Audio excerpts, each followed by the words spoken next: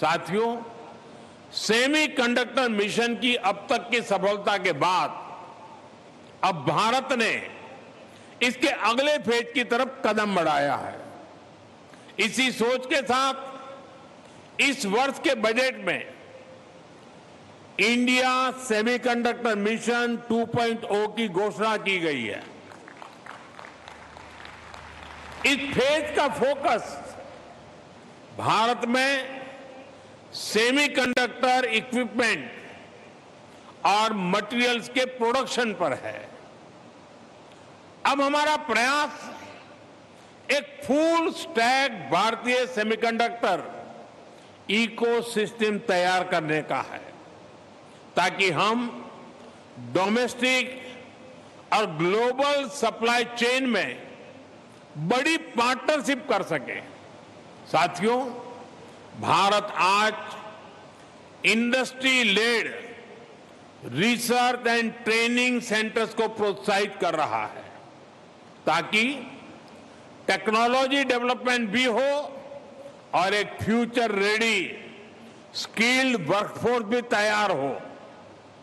बहुत जल्द ही देश में 85,000 से अधिक डिजाइन प्रोफेशनल्स तैयार करने के लिए लक्ष्य को प्राप्त कर लिया जाएगा।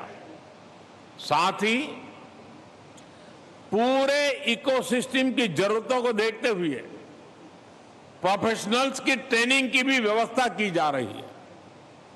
सेमीकंडक्टर डिजाइन को बढ़ावा देने के लिए चिप्स टू स्टार्टअप भी कार्यक्रम चल रहा है। आज देश की करीब 400 यूनिवर्सिटीज और स्टार्टअप्स को आधुनिक डिजाइन टूल तक एक्सेस दी गई है। इससे 55 से अधिक चिप्स का डिजाइन और निर्माण किया जा चुका है। साथियों, इंडस्ट्री एस्टिमेट्स के अनुसार आज भारत का सेमीकंडक्टर मार्केट करीब $50 बिलियन यानी करीब करीब 4.5 लाख करोड़ रुपए का है। ये इस दशक के अंत तक $100 बिलियन यानी 9 लाख करोड़ रुपए को पार कर सकता है। ये दिखाता है कि भारत में इस सेक्टर में कितनी ज्यादा संभावनाएं हैं। हमारा टारगेट अपनी जरूरतों की अधिक से अधिक चिप्स भारत में ही बनाने का है। भारत के इस संकल्प को लेकर दुनिया भर के निवेशकों में जो उत्साह है, वो हमारे लिए बहुत बड़ी पूंजी है। साथियों, भारत एक सशक्त सेमीकंडक्टर इकोसिस्टम तो बना ही रहा है, साथ ही रॉ मटेरियल की रेजिलिएंट सप्लाई चेन के लिए भी बड़े प्रयास कर रहा है। पैक्स सिलिका में भारत का शामिल होना इसी प्रयास का ही एक हिस्सा है। दुनिया भर में जो हमारे पार्टनर्स हैं, उनके साथ मिलकर भारत में हम एक सुरक्षित सप्लाई चेन सुनिश्चित करना चाहते हैं। साथियों, क्रिटिकल मिनरल्स में आत्मनिर्भरता के लिए भारत ने नेशनल क्रिटिकल मिनरल्स मिशन भी शुरू किया है। इसके तहत क्रिटिकल मिनरल्स की माइनिंग और प्रोडक्शन पर बल दिया जा रहा है। मिनरल्स की रिसाइकलिंग के लिए भी 1500 करोड़ रुपए की स्कीम शुरू की गई है। इस वर्ष के बजट में उड़ीसा, आंध्र प्रदेश, तमिलनाडु, केरलम जैसे कोस्टल स्टेट्स को मिलाकर रेयर अर्थ कॉरिडोर के निर्माण की घोषणा की गई है। ये कॉरिडोर एक ऐसा इंटीग्रेटेड नेटवर्क होगा जो माइनिंग, रिफाइनिंग और मैन्युफैक्चरिंग की एक सशक्त चेन बनाएगा। हमारा प्रयास है कि देश में क्रिटिकल मिनरल्स का एक राष्ट्रीय भंडार हो। अच्छा होता कि ये काम 30-40 वर्ष पहले शुरू होता, लेकिन अब भारत इसके लिए मिशन मोड पर काम कर रहा है। साथियों, भारत का मानना है 21वीं सदी का एक कालखंड सिर्फ इकोनॉमिक कंपटीशन का समय नहीं है, ये फ्यूचर के टेक लैंडस्केप को शेप करने का समय है। इसलिए मैं इस डेकेड को भारत का टेकेड कहता हूं।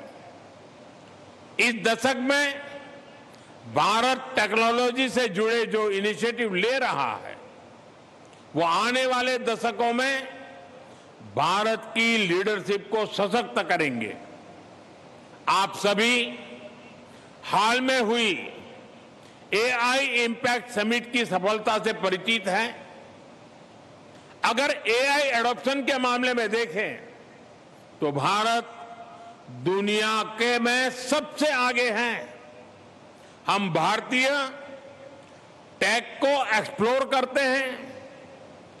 डिजिटल इंडिया की सफलता, फिनटेक में हो रहा शानदार काम, ये टेक्नोलॉजी पर भारतीयों के भरोसे को ही हम देख पाते हैं, उसे दिखाता है।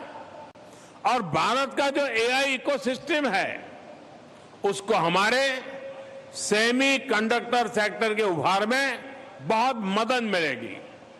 साथियों, 21वीं सदी का भारत केवल बदलाव का साक्षी नहीं, बल्कि बदलाव का नेतृत्व करने के संकल्प के साथ आगे बढ़ रहा है।